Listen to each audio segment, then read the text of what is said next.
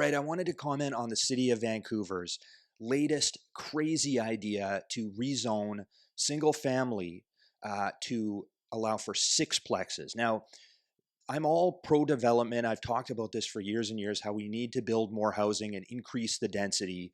We need the homes. But this plan, I'm telling you, it's not going to fly. Now, it all started with Victoria. The City of Victoria came in with a plan. They call it the Missing Middle Housing Initiative to try and build affordable, if you can call it that, rental.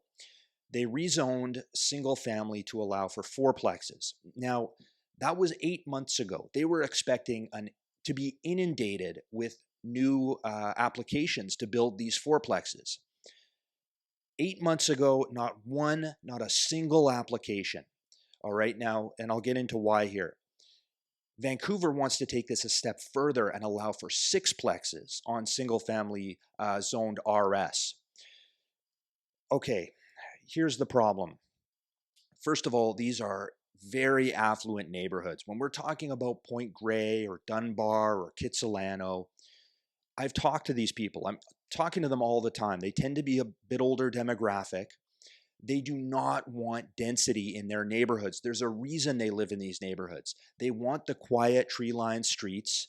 They don't want the noise. They absolutely hate towers. I was talking to an old timer a little while ago. He actually told me that he's grateful that he'll be dead by the time they build the Jericho Lands project, which, hey, at least he's keeping it positive. It's the old saying, cheer up, you'll soon be dead. I actually think the Jericho Lands is going to be pretty cool, but these guys, they don't want that, okay? They want to preserve their quiet tree-lined streets. They don't want density in these neighborhoods. That alone is enough to kibosh this whole plan, but there's also tax implications. You lose the principal residence tax exemption on the component of units that you're going to rent out. And that's where the most of the gains have been made over the last 30 or 40 years in Vancouver. It's on the appreciation. Now you're going to be taxed on 50% of that gain. So that's a no-go right there. Your property taxes would go up, and you're going to be paying GST on new builds. You know, I've talked at length about why we should just eliminate the GST on new construction because we need homes built. But I can tell you right now, based on this, the plan is not going to fly because think about this. You got a couple, let's call them 65, 70 years old. They're retired.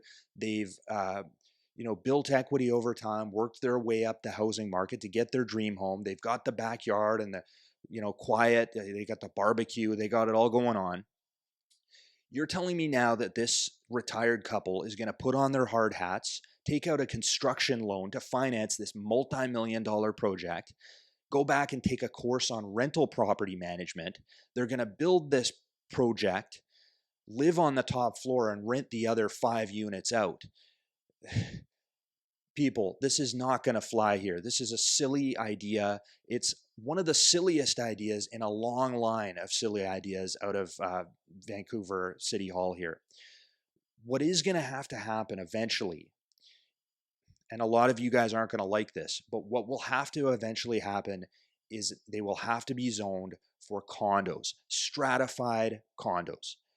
And eventually a neighborhood like Point Grey, like it or not, it's going to look like a futuristic version of Shanghai.